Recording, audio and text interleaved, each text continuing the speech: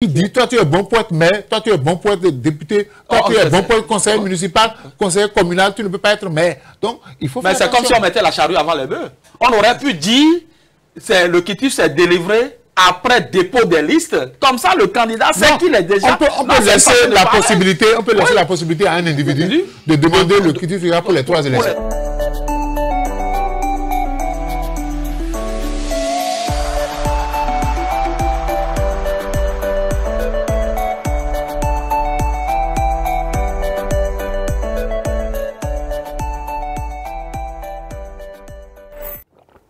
Amis du bout des ondes, bonjour et bienvenue dans cette émission. La modification du code électoral ouvre la porte à la confusion dans les esprits. Depuis, ces notions d'accord de gouvernance parlementaire et présidentielle provoquent des problèmes au sein de l'opinion publique, notamment la compréhension que les uns et les autres ont de la chose politique au Bénin. L'accord de gouvernance semble aller en contradiction avec la charte des partis politiques qui évoque notamment l'impossibilité d'aller en alliance aux élections législatives ou présidentielles au Bénin. Que faire donc face à cette situation? Est-ce que ces accords de gouvernance ne posent pas véritablement un problème?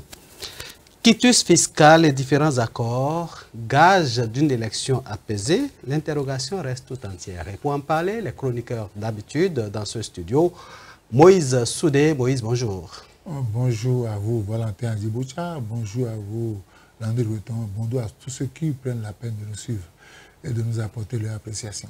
Et de l'autre côté, l'officier de la plume et du papier, Landry Rueton, bonjour. Bonjour Valentin Diboucha, bonjour à vous Alphonse Moïse Souré, bonjour à tous ceux qui nous suivent sur les différentes plateformes de Speedline TV. Et je reste avec vous rapidement pour parler de coup de gueule, votre coup de gueule de cette émission. Oui, de la grogne, coup de gueule, ça pour moi ça fait un peu... Bref, la grogne, je parlerai de deux sujets très très rapidement. Le premier sujet, c'est un spectacle que j'ai observé dans la circulation et cela a attiré mon attention sur le code vestimentaire des jeunes hommes et des jeunes filles de nos jours. J'en ai vu 2 ou 3 fois cette semaine où le jeune homme avec un caleçon dessous sale, il n'est pas un mécanicien. Il est sur leur moto-scooter, ils appellent ça les PCistes, là, avec le jean presque descendu et le caleçon est bien sale. Bon, et je me demandais, c'est quel type de mode c'est. L'autre, les filles qui laissent, on met les t-shirts, mais on attache de côté et pour faire ressortir, je ne sais pas quoi, derrière, les perles, les dessous, les perles. Avec sans soutien. Et l'autre Kudam a failli. Bon, l'autre Kudam a failli rentrer dans le décor, un Zémidjan, qui a observé, le feu était, le truc là. Il a démarré, il regardait, et puis bon, bref. Je voudrais demander... C'est source d'accident. Oui, source d'insécurité. Et puisque nous sommes tous dans la co-sécurité, la coproduction de la sécurité, nous devons de dire ces choses ici. Ça fait peut-être rire, mais ce n'est pas bien. Lorsque vous posez ces choses, on les cache. Est-ce qu'on ne va pas rappeler Diakwata pour s'en occuper? Non, Diakwata, ça fait... Mais on a la brigade des mœurs. Je crois qu'il y a la brigade. Ça existe. La brigade des mœurs, je crois que ça doit exister. Ça existait, je ne sais pas si c'est parti. Le chef de l'État, c'est lui-même qui a vu et puis il a arrêté tout ça. Oui, mais moi, je ne sais pas. Qu'on actionne cette histoire-là, moi, ça me désole. Il y en a pour qui ça fait plaisir de voir. Moi, j'ai des filles, je ne peux pas permettre à ce qu'elles sortent de la maison habillées comme ça, ou bien c'est dehors, de petites culottes à montrer les cuisses.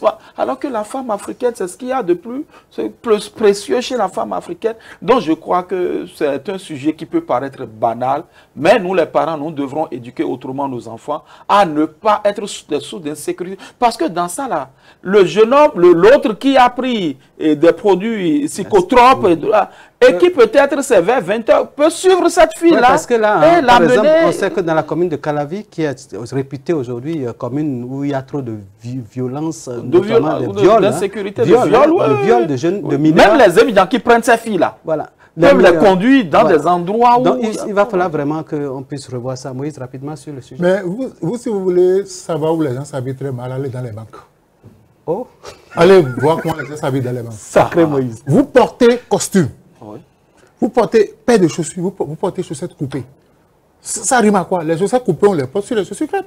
Mais vous, le gars, il est habillé, costume, pantalon sauté, sans ceinture, et il porte les paires avec chaussettes coupées, et il vient nous servir. Moi, non, écoutez, quand c'est la mode. Hein? Il n'y a pas de modèle. Non. Parce que quand il n'y a pas de modèle, les enfants... Bon, ce qu'on a vu les artistes porter... Moi, je ne sais pas cette façon de s'habiller où tout le monde porte pantalon sauté. Tout le monde porte pantalon sauté. Et tout le monde porte chaussures fermées avec chaussettes coupées. On a vu ça où? C'était les djihadistes qui... Quand on veut porter costume, quelqu'un l'a dit, quand on veut porter costume, on ne doit pas, quand vous soulevez votre pantalon, on ne doit pas voir votre peau. Mais on verra votre chaussette. Oui. Mais aujourd'hui, vous allez dans les banques. Moi, j'ai observé plusieurs banques et ça me dit, je dis, mais les directeurs des banques doivent interdire cela. J'ai connu un inspecteur des douanes. À son poste, vous n'avez pas le droit de venir au boulot tenue froissée. Non, oui, je crois vous n'avez pas le droit de porter chaussures fermées sans chaussettes. Oui. Et il faut régler ça. Ce que vous avez dénoncé, vous savez, il y a des mamans que je respecte. La dernière fois du Carrefour Saint-Michel jusqu'à Sacré-Cœur, il y avait une fille qui s'était habillée, son dessous était dehors, les pelles étaient dehors. La dame, la mémé, l'a poursuivie jusqu'au feu tricolore de Sacré-Cœur. Mais elle te l'a insulté. Elle te l'a insulté, elle dit, mais la femme se respecte. Vous mettez tout dehors. Alors si vous mettez tout dehors, qu'est-ce que vous allez montrer à votre mari dans l'intimité? Je crois que, moi, j'ai fait une expérience avec mon père. Quand tu veux sortir de la maison, il contrôle deux choses. Le tricot de corps et ton calcif. Si vous ne portez pas le tricot de corps ou le calcif, vous ne sortez pas de chez nous. L'école a recommencé. Passez devant les collèges, vous allez voir ce que vous dites là, les pantalons au beau milieu des fesses. Il y a même de ces garçons et de ces filles qui viennent à l'école sans dessous. C'est pas normal. Il faudrait que les parents... Parce que nous cherchons l'argent pour qui? Pour nos enfants. Et nous devons de temps en temps nous occuper de l'éducation de nos enfants. Parce que ça, c'est un problème d'éducation. Donc, il faudrait que chacun, dans la circulation, qu'on interpelle ces filles-là. Parfois, des gens, parce qu'aujourd'hui, il y a ce qu'ils appellent collant. Bon, tout le monde, on veut monter sur sa moto, on maudit tout le monde en face de soi parce qu'on a porté collant. C'est pas normal. C'est pas normal. Apprenons à nous habiller. Il y en a même qui sortent en collant. Si vous ne pouvez pas, si vous ne pouvez pas bien vous habiller. Vous connaissez la copine de Bernardin? Ils sortent en collant. C'est grave. Donc, moi, je voudrais que, au niveau de la circulation, que la femme protège son corps. Le corps de la femme est sacré, le corps de l'homme est sacré. Mais quand vous voyez les jeunes, parfois, le pantalon au beau milieu des fesses, et les calcifs sont perforés même, sont percés, sont sales.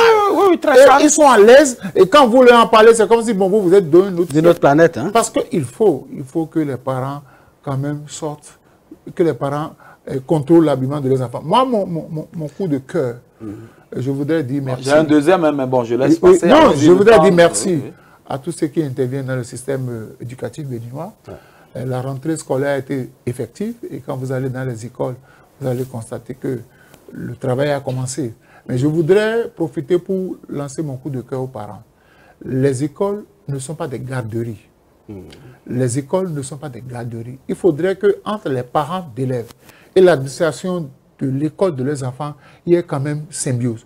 Que les parents descendent de temps en temps pour contrôler le travail scolaire fait par leurs enfants. Parce que parfois, il y a des parents qui ne viennent pas chercher les bulletins, il y a des parents qui ne vont pas dans l'école de leurs enfants, et l'enfant se laisse à lui-même. Le jour où l'administration peut-être convoque un parent et lui dit que son enfant a tel comportement, le parent est surpris. Il dit, il ne peut pas faire ça à la maison. Mais c'est vrai qu'il y a l'éducation de la maison, il y a l'éducation de l'école, il y a celle de la rue. Donc, il ne faudrait pas que les parents baissent les bras pour dire, bon, j'ai déjà payé la scolarité, j'ai des répétiteurs, ils vont s'occuper de l'éducation de mon enfant. L'enfant a le respect de l'autorité parentale. Mais quand l'autorité parentale déserte le forum, l'enfant devient autre chose. Voilà. Deuxième coup de gueule, rapidement. Non, deuxième coup de gueule, c'est un constat. Au niveau du carrefour séminaire à Tropocodi. Toujours le carrefour. Oui, toujours ce carrefour. Vous ne pouvez pas savoir combien d'accidents se produisent sur ce carrefour par semaine. Et les agents de sécurité de la brigade de PK14 passent plus de temps à régler des problèmes d'accidents sur ce carrefour que d'aller lutter contre les divorcés sociaux sur qui la situation n'a aucune emprise. Donc je crois qu'il n'y a plus de feu. Alors que c'est un grand carrefour où il n'y a plus de feu, tout le monde passe, il n'y a plus de courtoisie. Même au volant, on nous a appris dans le cours de truc là, que c'est la courtoisie. Mais ceux qui passent, qui sont en véhicule à vive allure, dans tous les sens, les motocyclistes veulent passer forcément. Et puis du coup, c'est une intersection. Oui, c'est une intersection complète. Et donc, du coup, il y a souvent des grabuges sur ce carrefour. Les gens nous ont interpellés pour dire, dites à ceux-là qui doivent s'occuper de ce carrefour de nous positionner les feux tricolores pour qu'il y ait moins d'accidents sur ce carrefour. Voilà notre ami Wanjinou, de l'autre côté de Calabi. Angelo Wanjinou, avec ses services techniques. En parlant de courtoisie, oui. Je voudrais regarder droit dans ma caméra et dire aux conducteurs de taxi moto ou bien à tous les usagers de la circulation, évitez quand l'autre conducteur est en faute de sortir un certain nombre d'expressions. Je ne vais pas répéter ça ici. C'est-à-dire que vous avez des enfants qui sont dans vos voitures, qui sont sur vos motos, et vous sortez des expressions ordurières pour insulter l'autre. J'ai vu un parent la dernière fois cracher sur un motocycliste parce que le gars a conduit mal et quand ils sont retrouvés, il a craché dessus. Mais pourtant, il était avec ses enfants. Ça a réglé le problème? Je sais pas quelle est cette facilité avec laquelle, excusez-moi, on dit quoi dans la circulation, sans savoir que ça fait mal. Et puis... Non, au-delà même de ça, il y a des dispositions. La loi a prévu. Lorsque vous êtes pris en train d'insulter quelqu'un sur la voie publique, c'est 3 mois d'emprisonnement ferme. Allez lire les tests, les gens ne connaissent rien. D'habitude, tout le monde est pressé, personne ne veut s'arrêter pour dire mais pourquoi tu as fait ça? Mais ce n'est pas bon que de grandes personnes dans la circulation insultent leurs semblables, les hommes sont très forts dans ça. Des choses qu'on ne peut pas dire. Parce que quand tu dis ça, toi, le parent, tu dis ça. Quand ton enfant va répéter ça, tu lui diras quoi?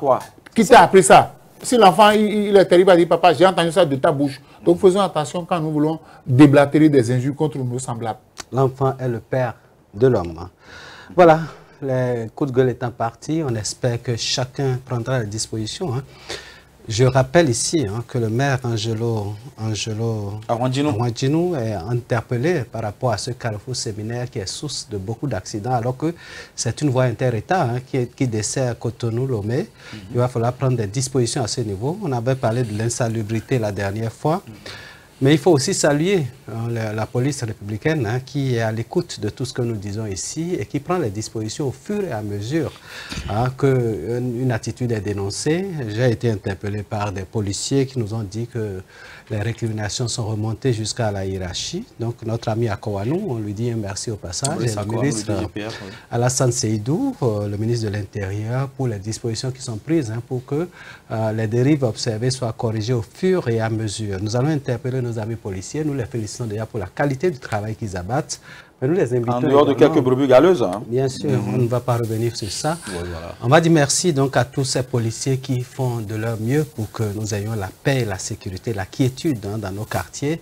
C'est vrai que le travail n'est pas facile, les conditions ne sont pas toujours réunies, mais quand on prend... Ils font du bon boulot. Oui, c'est un travail sacerdotal et quand on se décide à faire ce travail-là, il faut se sacrifier jusqu'au bout. C'est pour la postérité, c'est pour la paix au Bénin.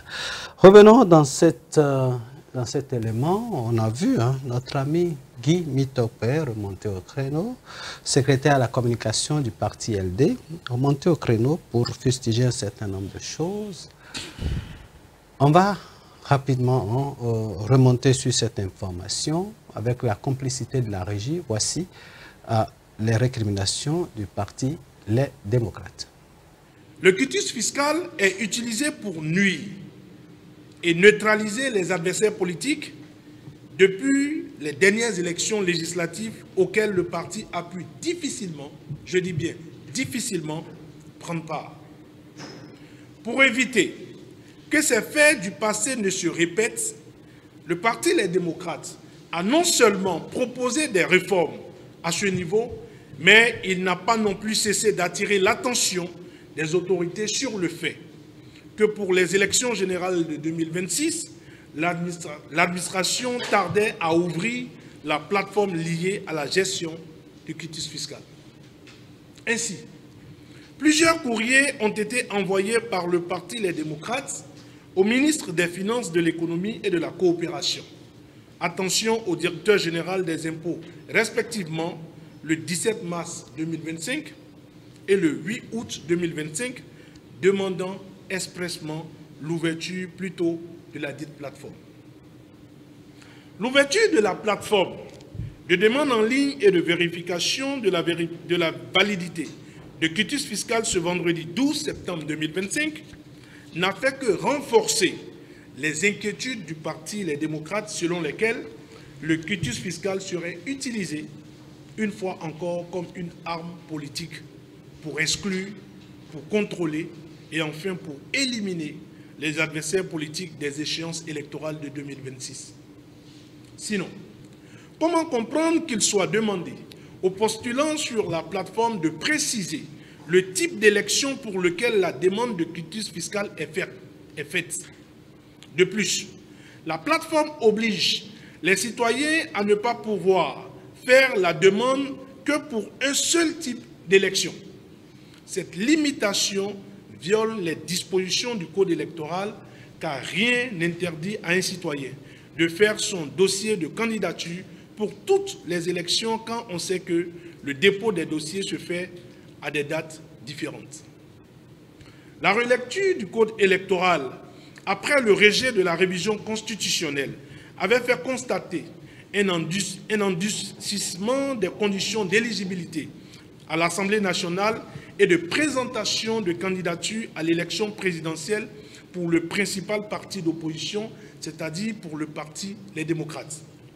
Cette précision, demandée aux postulants pour le quitus fiscal, laisse entrevoir une nouvelle épreuve pour les têtes de pont du parti Les Démocrates. La précision demandée peut amener les autorités de l'administration fiscale à faire main basse sur certains quitus fiscaux, comme lors des précédentes élections. Voilà, retour en studio, Moïse Soudé. Voilà un peu les récriminations par rapport à ce document qui semble être un peu politisé. Je ne voudrais pas rentrer dans les polémiques politiques, mais je voudrais lancer un appel de cœur au directeur général des impôts, Nicolas Yenoussi, parce que là, on parle de quitus fiscal. Et c'est la première personnalité qui est concernée. Je souhaiterais, au-delà de l'occupation politique, qu'il vienne défendre son honneur. Et qu'il, au cours d'un point de presse, qu'il nous dise réellement ce qui se passe. Ah oui, une conférence serait mieux d'ailleurs, pour qu'on puisse lui poser la question. Parce que son salaire, c'est à partir de l'argent du contribuable béninois qu'on lui paye son salaire. Qu'il m'en excuse. Nous participons à payer son salaire. Et quand il y a un problème qui engage toute la nation, parce que moi j'ai lu l'article 41 nouveau, le 6e tiret n'a jamais dit ça. On a dit qu'il faut délivrer, il faut présenter un quitus fiscal sur les 3 dernières années qui prouve que vous êtes en harmonie avec l'administration fiscale de votre pays. Basta, ça s'arrête là. Mais tout ce qui se dit depuis cet état, moi je voudrais, parce que nous sommes dans une république et nous, en tant que citoyens, nous avons l'obligation de demander des comptes acquis de droit. Parce que l'opposition seule en parle, la mouvance n'en parle pas. C'est comme si, bon, l'opposition est en train de chercher des cheveux sur la tête d'un pou. Et je dis, en train de chercher les poux sur la tête d'un chauve. Ouais. Donc, je voudrais que le directeur général des impôts fasse une sortie pour expliquer à la face du peuple béninois et du monde entier ce qui se passe réellement. Parce que là, quand on parle ainsi, c'est que c'est à lui qu'on s'attaque, c'est à lui qu'on s'adresse. Le jeu est biaisé? Non, moi je ne parle pas de jeu biaisé, mais je voudrais entendre le son du cloche du directeur général des impôts, qu'il fasse ce plaisir au peuple béninois. Parce que, au pire des cas, il vient sur ce plateau. En tout cas, mais qu'il trouve le créneau pour expliquer réellement ce qui se passe. Parce qu'on en dit, moi je n'ai pas lu dans les textes qu'il faut renseigner sur le type d'élection. Est-ce que cela revient à dire que je n'ai pas le droit de participer à plusieurs élections? Les textes n'ont jamais dit ça. Je peux être candidat à la députation, je peux être candidat à la présidentielle. Et même au niveau des communes. Donc, l'un passe ou l'autre ne passe pas. Mais qu'on veille faire ce qu'il dit là. Moi, je suppose que c'est des récriminations et je voudrais que le DG nous explique. Moi, c'est ce qui me ferait plaisir. Parce qu'il vienne laver son honneur. Qui vienne laver son honneur. Parce qu'on a commencé par l'accuser de tous les maux, qu'il est manipulé politiquement. Non, ce n'est pas ça la réalité. C'est un père de famille, il est issu d'une famille. Et quand les enfants entendent qu'on est en train de massacrer verbalement leur papa, le papa prend ses responsabilités, il s'explique. Landry Weton, qu'est-ce qui provoque la confusion dans cette affaire de quitus fiscal? Qu'est-ce qui provoque la confusion dans cette affaire de quitus fiscale, je voudrais me reposer une autre question. Pourquoi devrait-on assister à ce spectacle chaque fois qu'il y a une élection qui se présente dans notre pays? Vous vous rappelez, je ne vais pas insulter votre mémoire, les années précédentes, en 2019, on a vu ce qui s'est passé. En 2023, ça n'a pas été facile non plus pour les candidats qui devraient aller à la députation et tout le reste. Bon, moi je ne sais pas pourquoi on devrait être en train de suivre, alors qu'on a... Un document administratif. Un document administratif. Et on dit sur les 3 dernières années, et lorsque je sais que les impôts sont quérables, pourquoi l'administration devrait attendre parce que, écoutez, si c'est un instinct humain que de ne pas vouloir libérer ce que je dois libérer en son temps, mais la direction des impôts, la structure en charge de prendre les impôts a la possibilité d'aller vers moi, négocier, prendre ce qui doit permettre à ce qu'on fasse des infrastructures. Moi, je ne sais pas quelle est cette manie-là, c'est dans quel intérêt. Dans quel intérêt, quelle est cette alchimie qui nous amène chaque veille des élections à être obligé de dépenser de l'énergie autour de cette question. On dit qu'on va sur la plateforme est d'abord fermée, et on ouvre la plateforme alors que cette plateforme devrait être disponible à tout moment, parce que ce n'est pas me lever aller payer mon quitus, voilà, ce n'est pas que ceux qui vont aux élections qui ont besoin d'avoir un quitus fiscal. Je crois qu'autant que nous sommes tous, si vous êtes entrepreneur, vous êtes ceci, vous en avez besoin pour des documents et ceci. Et pourquoi?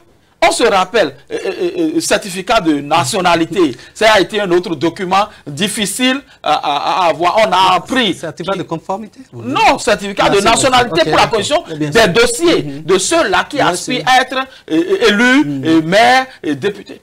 Ça, on en a parlé. On n'a pas encore fini avec ce feuilleton. Qu'on parle maintenant de quitus fiscal, je ne sais pas qu'est-ce qui se passe. Est-ce qu'on n'a pas envie que les élections soient transparentes et apaisées? Nous, on n'est pas là pour attiser des feux. On n'a souscrit à aucun programme d'un parti politique, mais on est là pour que les choses, que la citadelle se porte bien. Je crois, comme l'a dit Alphonse Moïse Soudé, que le directeur des impôts, M. Nicolas Yenoussi, sortent pour nous dire de quoi relaient ces récriminations du parti les démocrates. Lorsque dans ce document, on devrait avoir un point qui précise pourquoi. Qui précise qu'il y a telle élection va. On vous dira qu'il y a la loi, il y a l'esprit de la loi. Ils sont peut-être dans l'esprit de cette loi-là. Quel esprit? L'esprit là vient d'où? Non, c'est à eux.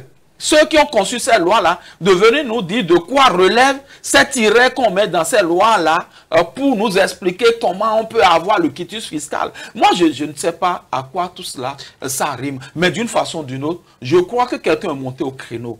Fut-il secrétaire national à la communication du parti, les démocrates, parti de l'opposition, que demain quelqu'un de la mouvement, parce que, et on vous dira, je me rappelle bien ce débat sur ce quitus fiscal. On nous a dit il y a quelques années que ce n'est pas seulement les gens de l'opposition qui ont des difficultés à avoir ce quitus, que les gens de la mouvance qui ont ce problème de quitus, qui sortent aussi pour venir nous dire qu'ils ont des difficultés. Moi, je ne sais pas. Mais je crois que nous sommes là.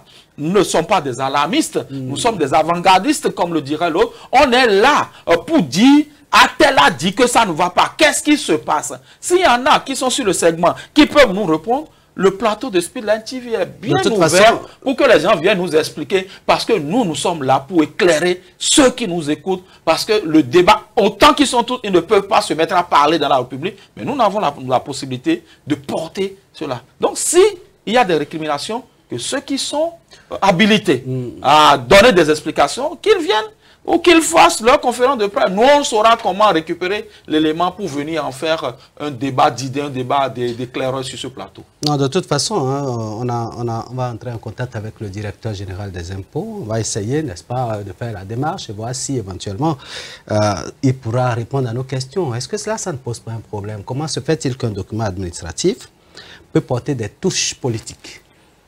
Bon, vous savez, moi j'ai demandé que le DG sorte justement pour me dire ça. Est-ce que la loi permet aux techniciens de la direction générale des impôts dans la conception des fiches? Parce qu'il faut aller sur la plateforme renseigner pour que l'on vous délivre le quitus fiscal. Moi, je voudrais que le DG ou bien ces techniciens, ceux qui sont chargés. Parce que, parfois, hein, je leur accorde le bénéfice du doute. Parce que c'est des choses en ligne. Il peut arriver où des plateformes. Moi, je suis allé sur une plateforme pour travailler la dernière fois, on m'a dit c'est en maintenance. Je suppose que ça peut arriver. Mais quand on sait que ces élections sont programmées, qu'on a besoin de cette Landry, plateforme, je parle du bénéfice du doute. Bon, oui. Parce qu'on ne peut pas. A priori, on ne peut pas juger à partir de son de cloche. Mais est-ce que la plateforme dans la sortie du Conseil national de la communication, il a adressé des récriminations et il y a une personne qui est concernée. Et comme on l'a sorti sur ce plateau, qu'il sorte pour qu'on ait une notion de cloche ou carrément s'il y a, rassurez-vous, s'il y a au niveau de la mouvance des gens qui ont ces difficultés-là, ils ne pourront pas. Parce que je vous l'ai dit, c'est la discipline du groupe, on m'a dit, n'allez pas dire ça, n'allez pas alimenter les polémiques. Donc, la seule personne habilitée à éclairer le antenne, moi je dis, c'est le directeur général des impôts ou cette services techniques qui peuvent aller sur n'importe quelle chaîne de télévision et expliquer ce qui se passe en réalité. Parce que, quand on parle de la direction générale des impôts, non seulement il y a que l'on s'adresse au directeur général, mais il y a beaucoup de techniciens, beaucoup d'inspecteurs des impôts qui travaillent sur la plateforme. Donc, il faudrait qu'on nous dise pourquoi on a introduit de nouvelles rubriques. C'est-à-dire que, vous savez, c'est justement pour cela que nous avons toujours dit, il faut revoir ce code-là. Et j'ai dit, certains pensent que le code ne va chicoter que les autres, mais le code va chicoter tout le monde. Parce que quand on vous dit de donner les informations sur le candidat que vous voulez parrainer, ou bien à quelle élection vous voulez participer, bon, on ne vous a pas dit. Parce que pour que vous puissiez prendre le quitus fiscal, il faut être sûr que sur la liste de votre parti pour la députation, les municipales, votre nom est déjà retenu. Mais est-ce que là, on ne se crée pas des problèmes on demande à tout le monde, tous ceux qui ont envie d'être maire ou député ou président de la République, d'aller chercher le quitus fiscal. On ne devrait pas, a priori, spécifier l'élection à laquelle l'intéressé participe. Maintenant, si votre parti ne vous dit pas, vous, Valentin Adibotia, vous serez candidat à la députation dans tel, et vous allez chercher le quitus fiscal, vous dit que je vais être candidat à la députation, qui vous a donné l'ordre de dire ça? C'est une confusion totale. Qui vous a donné l'ordre de dire que vous serez retenu pour les législatives, même les municipales? Et là, vous n'avez même pas de choix. Hein. Vous n'avez pas de choix. Donc, si vous... Et entre-temps, peut-être que le parti a besoin de vous au niveau des... Maintenant, si vous prenez le quitus fiscal, vous dites que vous voulez être... Vous voulez aller aux élections législatives. Et qu'après, on vous dit qu'il n'y a plus de place là-bas. On va vous positionner pour les municipales. Voilà que vous avez déjà... On a déjà le quitus fiscal au nom d'une élection donnée. Donc, vous êtes grillé. C'est une façon aussi de... C'est une façon de tamiser. C'est-à-dire que ceux qui ont des ambitions, c'est-à-dire, toi, individu, membre du parti politique, tu n'as pas d'ambition à exprimer. C'est le parti qui dit, toi tu es bon pour être maire, toi tu es bon pour être député, toi tu es bon pour être conseiller municipal, conseiller communal, tu ne peux pas être maire. Donc, il faut faire attention. Mais c'est comme si on mettait la charrue avant les bœufs. On aurait pu dire, le quitus est délivré après dépôt des listes. Comme ça, le candidat sait qu'il est déjà... On peut laisser la possibilité à un individu de demander le quitus pour les 3 élections. Pour les 3 élections. Parce que normalement, un document administratif devait être objet de ces genres de manipulation. Non. Ça, c'est ce que nous remarquons, parce que je dis, la seule personne qui peut m'édifier, parce que ce sont des questions sensibles, mais on doit pouvoir donner la possibilité à un individu X de prendre son quitus fiscal pour les communales, les municipales et la présidentielle. En tant que membre d'un parti, il a la possibilité, l'attitude d'exprimer des envies. Maintenant, le parti, s'il a les 3 quitus fiscaux, on peut dire, bon, on ne te veut pas sur la liste des députés. Tu es bon pour être maire de telle ville. Et donc, tu vas pour les communales. Maintenant, si je dis que je vais aller aux élections législatives et que mon parti dit, bon, il n'y a plus de place pour toi, ça veut dire que je perds tout. Et je perds tout. Je ne peux plus être maire, je ne peux plus être rien. Ça pose un problème. Les grincements de main peuvent être partout. Bon, on estime que certains pensent qu'ils sont suffisamment bien organisés pour réussir cette affaire, mais je pense que là, à ce niveau, il y a problème. Nous allons faire la démarche vis-à-vis du directeur général des impôts, parce qu'on a, je pense que j'ai son contact, on va faire la démarche et voir si éventuellement il sera disponible, mais n'oubliez pas qu'il ne travaille pas. C'est un monsieur qui parle très peu, il parlera pas. Il est sous le ministre des Finances, attention, qui entre-temps, lui, est candidat aux élections présidentielles. Attention, qui est candidat à la candidature. Qui est toujours au poste. Voilà, du coup, il va falloir vraiment séparer les questions politiques des questions administratives. Parce que là, normalement, point de document, on n'a pas besoin de politique. Ben, on parlera de conflit d'intérêts apparent, on ne dira pas réel.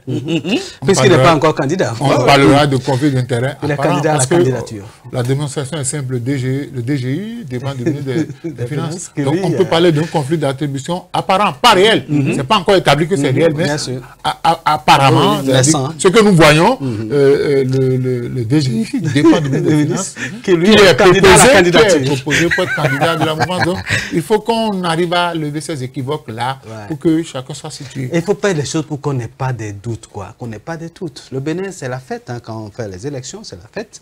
Et donc, un document ne devrait pas être source de conflit, source d'interprétation, source de ceci. De toute façon, hein, la confusion continue d'être semée dans les cœurs. Vous l'avez dit, nous allons faire la démarche vers le directeur général des impôts pour qu'il nous dise véritablement qu'est-ce qu'il en est. De toute façon, dès qu'on finit cette émission, on va entrer en contact. Si éventuellement il décrochait notre appel, on va discuter avec l'autorité et voir les possibilités pour lui de venir répondre aux questions des Béninois. Le mérite, c'est déjà de faire la démarche pour voir si éventuellement il aurait le quitus de son ministre de tutelle hein, pour pouvoir venir parler de quitus fiscal. Ça, c'est très important pour le débat au niveau de nos différentes chapelles politiques et de toute la société béninoise, hein, si on peut le dire ainsi. L'autre chose hein, qui remue les débats, c'est cette question d'accord de gouvernance. Moïse Soudé, accord de gouvernance. J'ai lu l'article 146 nouveau, mais personnellement, je ne comprends plus tout. Vous savez, l'accord de gouvernance, nous en avions parlé la dernière fois, on dit pour qu'il y ait accord de gouvernance entre deux partis, il faut être de la même opinion politique, il faut être du même bord politique. La politique a ses raisons que la raison même ignore. Donc, les accords de gouvernance, chacun sait ce qu'il va gagner. Mais je dis, pour la présidentielle, ça ne pose aucun problème. C'est-à-dire que ça permettra peut-être au parti FCBE de pouvoir sortir un duo. Il a... 6 parrains, donc il faut aller trouver encore 22, c'est pas la chose la plus difficile à trouver. Mais je dis, quand nous descendons sur le terrain des législatives, on a dit, pour qu'on puisse parler d'accord pour lever les sièges, il faudrait que chaque parti ait au moins 10%. Et quand chacun, au plan national, quand chacun a 10%, on peut se mettre ensemble pour lever les sièges. Et je constate que les deux partis de la mouvance et le parti de l'opposition FCBE, ils ont fait un accord tripartite. La question que je me pose, c'est-à-dire que... Peut-être que Catherine va s'ajouter bientôt, on ne sait jamais. Pourquoi pas? Pourquoi pas? Ce n'est pas le nombre de contratants qui est important. N'est pas limité. N'est pas limité, donc ils peuvent se mettre ensemble. C'est-à-dire, quand je lis les textes, quel que soit le nombre de contratants, vous allez, chacun doit d'abord avoir 10%. Mais Landry, ce n'est pas votre compréhension. Non, ce n'est pas ma compréhension, c'est un imbroglio total. C'est une. Nous allons ouvrir la polémique ici sur ce plateau pour permettre à ce que des voix autorisées se lèvent pour nous expliquer dans le fond. Parce que, comme vous l'avez dit tout à l'heure, nous ne portons que la voix de ceux qui veulent comprendre à quoi cela rime. Et lorsque je prends un peu, comment dirais-je, la démonstration de Alphonse Moïse Soudé, je voudrais comprendre un peu les tenants et les aboutissants. On nous a dit, dans les dispositions statutaires, et les partis qui se mettent, il y a d'abord deux accords. Il y a l'accord de coalition parlementaire et il y a l'accord de gouvernance. Et donc, c'est ce qui a été fait entre les deux grands partis de la mouvance, à savoir l'UPR, Union progressiste au renouveau, et le bloc républicain, et les forces Cori pour un Bénin émergent du président Paul Moupen.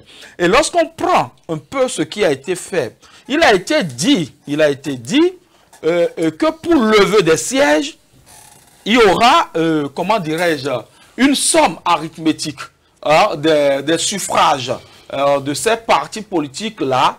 Et c'est ça qui va déterminer le quota des 20% pour atteindre le seuil des 20%. Et en deuxième point, on veut nous dire que pour lever les sièges, moi je voudrais juste rentrer dans des hypothèses afin d'exposer un peu moi, mon inquiétude est la polémique qui s'enfle depuis un certain temps au sein de l'arène politique.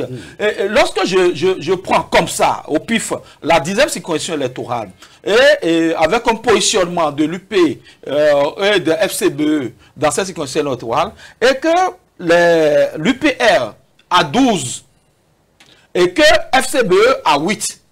Lorsqu'on fait la sommation de ces deux suffrages, ça nous donne les 20%. C'est clair. Mais on dit, les FCBE, dans ce cas, est-ce que ce parti pourrait-il lever de sièges? Je crois que non, parce que en référence à l'article qui vient juste après ça, ou à l'alinéa qui vient juste après ça, il faut forcément que les FCBE aient 10% au plan national pour pouvoir lever de sièges, même si ils sont en accord de coalition parlementaire. Je ne comprends pas réellement. Nous, on ne voudrait pas interpeller le président de la commission des lois de l'Assemblée nationale, l'honorable Orden Aladaté, qui sait si bien expliquer les choses à ceux qui ne comprennent pas vite, comme nous d'ailleurs, ce n'est pas grave. Mais je voudrais que ceux qui comprennent mieux, puissent nous expliquer comment est-ce que ça va se passer. C'est quoi comment dirais, la quintessence même de ces lois-là, de ces tests-là, alors que Alphonse Moïse-Soudé l'a dit, si on aurait pu régler ce problème autrement en retouchant ce code électoral pour qu'on ne soit pas obligé de griller des neurones à comprendre, à s'expliquer un certain nombre de principes. Je pense que le principal acteur qu'il faut interpeller, c'est la Sénat. Parce oui. Que là, moi, personnellement, il y a déjà 2 courriers qu'on a adressés à la Sénat pour avoir son son de cloche sur l'interprétation qu'elle fait, parce qu'elle est la cheville ouvrière de ces articles-là. C'est elle qui met en application le code électoral. On a adressé des courriers à la Sénat pour comprendre justement ces dysfonctionnements-là, ou bon, en tout cas l'explication, comment la Sénat compte implémenter ces différents articles pour qu'on n'ait pas de confusion à l'arrivée. Vous savez, je vais utiliser ce qui se passe dans le système éducatif pour expliquer. Pour moi, quand vous êtes dans les unités de valeur, pour qu'on fasse la somme arithmétique de vos unités de valeur, c'est qu'au niveau de chaque unité de valeur, vous devez avoir 10. Et quand je monte dans les grandes universités canadiennes, c'est-à-dire que pour avoir de crédit par matière, c'est qu'il faut avoir minimum dans la matière 12. 12, et c'est quand vous avez 12 dans les différentes matières qu'on fait la sommation pour trouver la moyenne. Mais quand vous ratez 10 ou 12 dans l'unité de valeur, on ne calcule pas, on vous fait revenir à la prochaine session pour pouvoir, tant que vous n'avez pas validé avec 10 ou 12, on ne calcule pas, c'est la même chose. Parce que c'est trop facile de dire si j'ai 12. Non, mais ça aussi, c'est pareil dans nos universités. Oui, je suppose. Pour ceux qui utilisent l'unité de valeur. Moi, j'ai fait une partie de mes études à Bomé-Kalari. J'ai évolué dans le département des sciences du langage et de la communication en unité de valeur. Et l'unité de valeur, c'était 10. Si vous n'avez pas 10 dans une unité de valeur, on ne prend pas en compte cette UV-là dans le calcul des moyens. Et il faut avoir validé un certain nombre d'UV avant qu'on ne calcule vos moyens. Donc je dis, c'est comme ça. Mais parce que c'est trop simple. Hein. Landry, je suppose que nous sommes 7. À faire des accords de gouvernance. À avoir été contractants. On va me dire qu'on va diviser les 20 là par 7 et que après il faut avoir 3 moins. Non. Je crois que la loi était claire. Avant que notre accord n'ait de sens, chacun individuellement doit avoir au moins éliminer son UV. C'est-à-dire qu'il doit avoir son crédit avant qu'on a. Donc si vous n'éliminez pas. Oui, mais si tel est le cas, c'est ça la polémique. Si tel est le cas, pourquoi devrait-on faire la sommation des suffrages pour voir qui va... Je vais vous expliquer le schéma. Moi, je ne comprends pas. Les 3 partis ne feront pas l'accord dans toutes les 24 circonscriptions. On sait dans quelle circonscription X est fort, dans quelle circonscription Y est fort. Donc c'est ce qu'on fera. C'est que vous n'allez pas vous retrouver dans la 10e où les 3 seront là. C'est pas possible. Ça risque d'émietter les voix. Donc si je suis fort dans la 16e, celui qui est fort comme moi, on se met ensemble. La balle assez haute là. Voilà. Et c'est ainsi de suite. Donc, il ne peut pas, parce qu'il y aura des circonscriptions électorales où peut-être les 3 contractants n'en auront même pas 10%. C'est-à-dire que, moi, vous savez, j'ai discuté avec un tonton en off qui m'a dit, ce n'est pas évident qu'à cette allure-là, les élections législatives soient soldées par un Parlement. Parce qu'aucun des partis de la mouvement ni de l'opposition ne peut bomber le torse et dire, dans les 24 là, moi j'aurai 10% au moins. Ce n'est pas possible. Vous ne pouvez pas être fort partout. Parce qu'il ne faut pas... Aujourd'hui, c'est l'apparence. La campagne électorale, la pré-campagne électorale se fait sur les réseaux sociaux. Sur le terrain, c'est autre chose. Vous pouvez penser que vous êtes fort chez vous, Alors que vous n'en êtes pas. Les gens ayant des comptes à vous régler, des comptes à vous régler, on dit, ah voilà, il est là, il est revenu. Et ils vont vous sourire, la fête, vous allez les inviter, ils vont bien manger. Ils vont bien manger, et dans les unes, ils vont vous chicoter. Donc, soyons prudents. Moi, je voudrais que peut-être les sachants, ceux qui maîtrisent le droit, viennent expliquer. Il faut que ces choses-là, parce qu'il y a accumulation de frustration. Le code, les gens parlaient de relecture. Le chef de l'État, son Excellence, le président Patrice Talon, a dit qu'on ne va pas relire le code. Et je dis attention. Lui, c'est son avis. Et il ne faudrait pas que, à l'approche des élections, que tout le monde soit lié. Et qu'on se dise, ah, on aurait pu. Parce que ce qui arrive là, on a déjà dit, en cas de difficulté, la Cour va trancher. Mais moi, ce qui arrive là, que les gens me permettent, chaque fois, je fais un recours passé. Vous avez vu, quand on élisait les mecs qui avaient eu un peu de bang-bang, on a dû faire nuitamment une loi interprétative qui a fait que il y a des mecs qui ont été élus et d'autres qui ont été nommés. Parce que si on n'avait pas fait cette interprétation-là, certains partis vont perdre. Parce que j'ai vu dans ce Bénin-là, quelqu'un qui est le seul élu communal de sa commune, mais qui est devenu maire. Parce que les autres ne s'entendant pas, il fallait que quelqu'un vienne faire la différence. Et l'un des partis politiques a dit, nous on te propose de venir avec nous, on te donne la mairie et tu nous permets d'avoir les autres. Et ça s'est passé comme ça. Donc il faudrait que, quand on veut légiférer, on ne tient pas compte du présent, mais on tient compte du futur. Vous avez dit, parce que j'ai dit, nous avons déjà éprouvé ces lois-là en 2019, en 2021, en 2023. Mais l'autre a dit que c'est maintenant qu'on veut éprouver. Hein? Qu'est-ce qui nous en... Ok. Parce que, vous voyez, quand on refuse de relier une loi, on se dit que peut-être c'est à mon avantage. Mais à l'épreuve du temps, voilà ce qui se passe. Landry Weton, où est la sincérité? Est-ce qu'on n'est pas en train de naviguer en eau trouble? Est-ce qu'il y a une sincérité même des acteurs politiques qui soutiennent ces choses? Non, mais je crois que nous sommes dans les intrigues politiques et que ce qui s'observe, comme l'a dit Moïse, c'est des calculs d'épicerie selon moi et cela n'arrange absolument personne. Parce que lorsque vous décidez d'attirer la pluie, ne pensez pas qu'elle tombera que sur la maison de l'autre. Sur l'autre sol. Ça peut venir vers vous.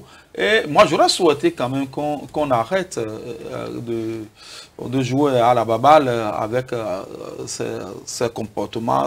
C'est une loi, moi je ne dirais pas chrysogène, mais c'est une loi qui ne fait pas l'unanimité. Encore qu'on vous dira qu'aucune loi ne fera l'unanimité lorsqu'on parle des élections, mais que déjà la majorité puisse quand même dire, nous acceptons faire le consensus. Et quand on prend ce code, on n'a pas demandé à ce que ce code soit rejeté entièrement. Il y a des articles dans ce code qui posent problème. 6 ou 9, je ne me rappelle plus trop, on a listé cela sur ce plateau, qui pose problème. Qu'est-ce que ça nous coûtait de lire, de relire ces articles et de faire en sorte à ce que, même si ce n'est pas tout le monde, que la majorité, on vous dira que la majorité c'est déjà ce que nous avons à l'Assemblée, c'est UP plus BR qui font la majorité au niveau de l'Assemblée. Mais la vérité n'est pas toujours du côté de la majorité, c'est ça. Non, il y a ce qui peut être consensuel, il y a ce qui peut avoir le truc là, l'assentiment de la majorité ou de la minorité qui est quand même expressive. Et donc je crois que l'un dans l'autre, on n'est pas encore dans le feu vraiment de l'action, et on pourrait encore corriger le tir, parce que les tests, c'est encore les hommes qui les ont élaborés, et on s'est mis des garde-fous, mais pas jurisprudence. Lorsqu'on me dit par exemple, lorsque son Excellentissime, le président de la République, le président Patrice Talon, lors de la rencontre avec la jeunesse, dit que en son temps, la Cour constitutionnelle, non.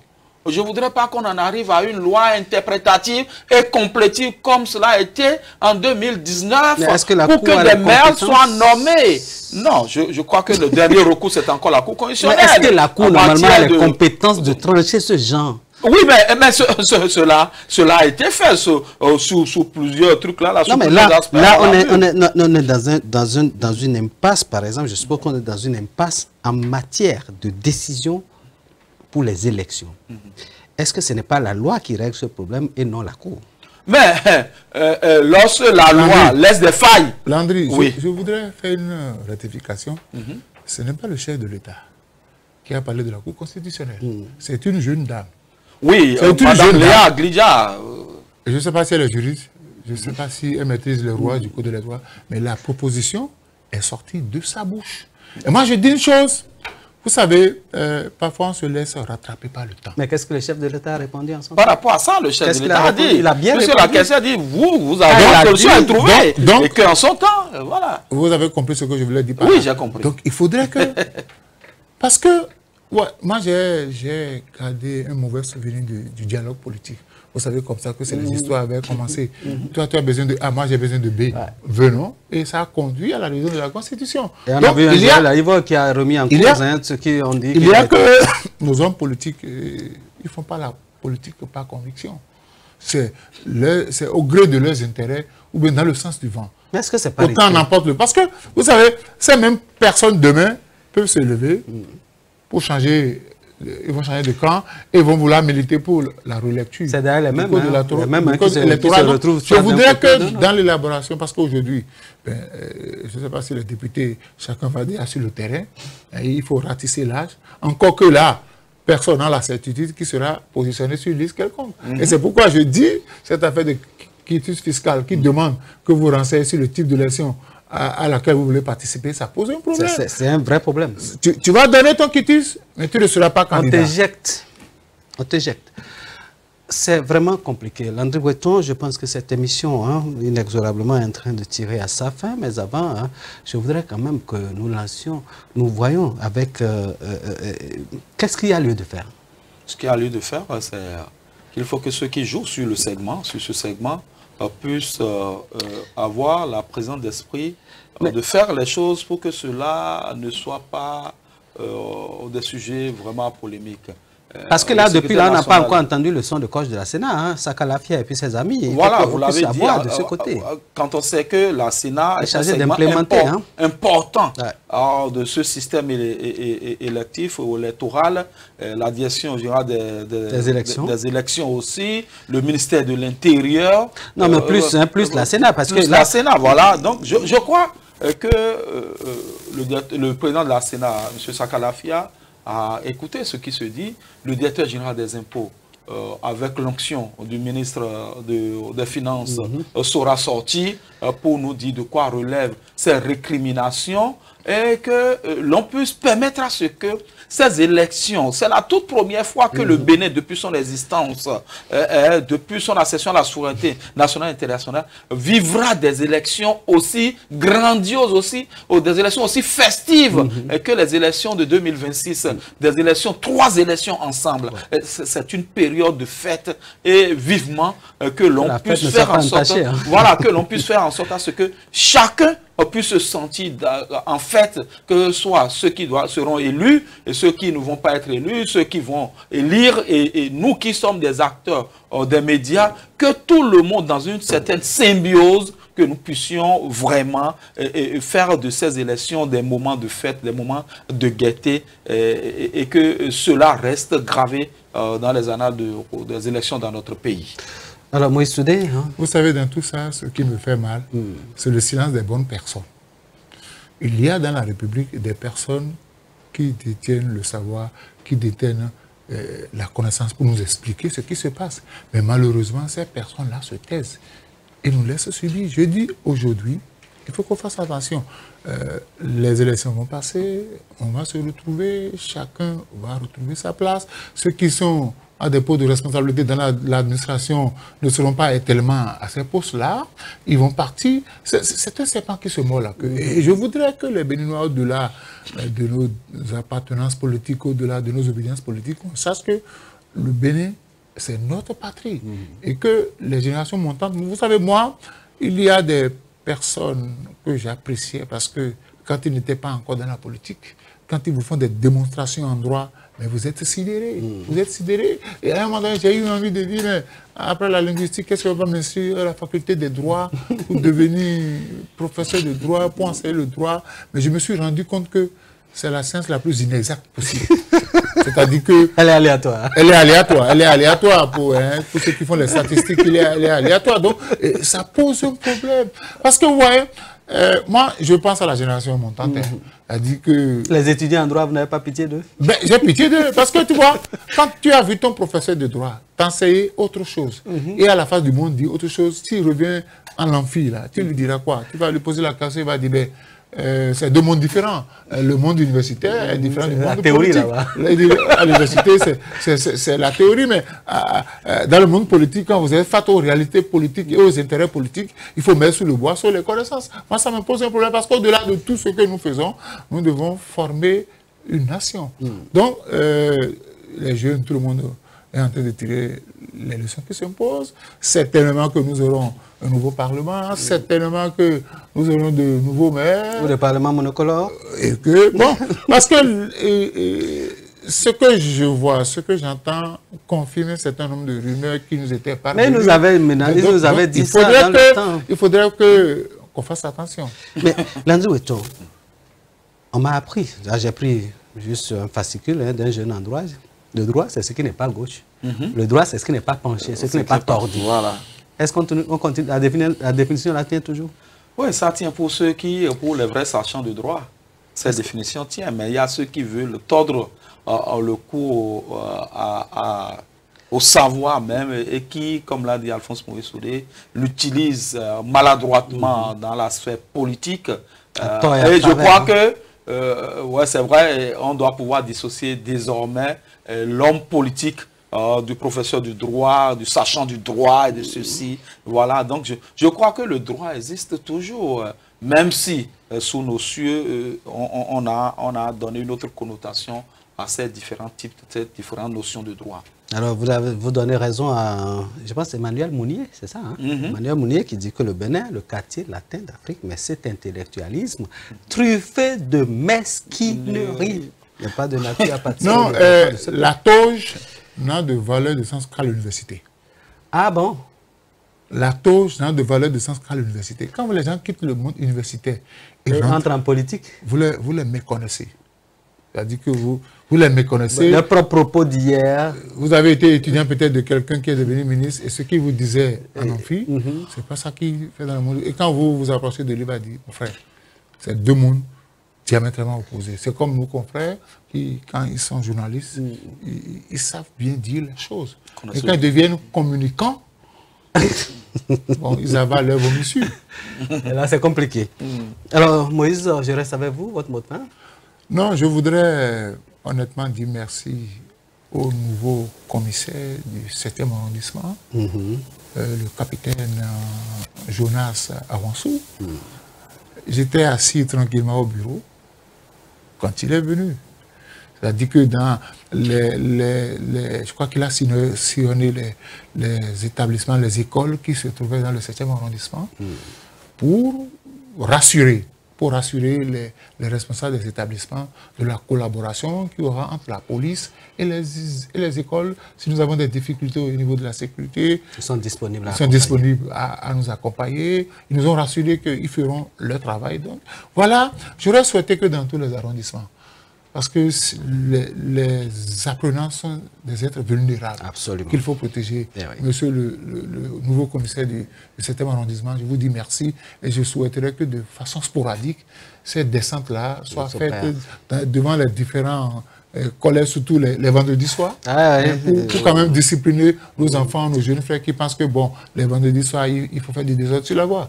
Surtout de l'autre côté du CG Begamé et autres, hein? On connaît ça. André. Oui, je voudrais dire merci à tous ceux qui nous suivent et qui nous apportent leur contribution de par les commentaires sur notre plateforme. Nous leur disons merci, nous comprenons bien l'engouement qu'ils ont à nous suivre, qu'ils n'arrêtent pas de nous suivre. Et à ceux qui doivent s'occuper de la sécurité sur nos voies, le carrefour séminaire à Atropocodi, je crois que le maire Armandino Angelo et son service technique pourront faire le nécessaire pour que ce carrefour ne soit plus un carrefour mortifère.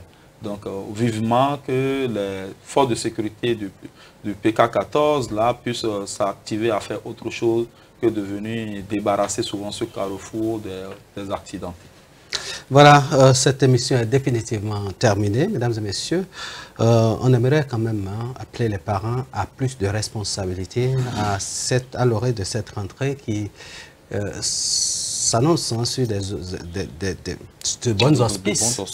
A priori, on aimerait que les parents d'élèves prennent leurs responsabilités. Ce n'est pas normal que les enfants, surtout les filles, sortent avec les seins dehors. C'est pas normal. Dans un t-shirt léger, on n'a pas porté de soutien, le bout de sein continue à provoquer des garçons dans la rue. Ce n'est pas bien. De l'autre côté également, il va falloir que nos acteurs politiques comprennent que le Bénin est à nous tous. Nous ne sommes pas là pour relayer les propos d'une chapelle politique, non pas du tout. Nous sommes là plutôt pour attirer l'attention sur un certain nombre de faits qui nécessitent qu'on s'y penche pour pouvoir améliorer les choses pour la tenue. Nous sommes aussi des avant-gardistes.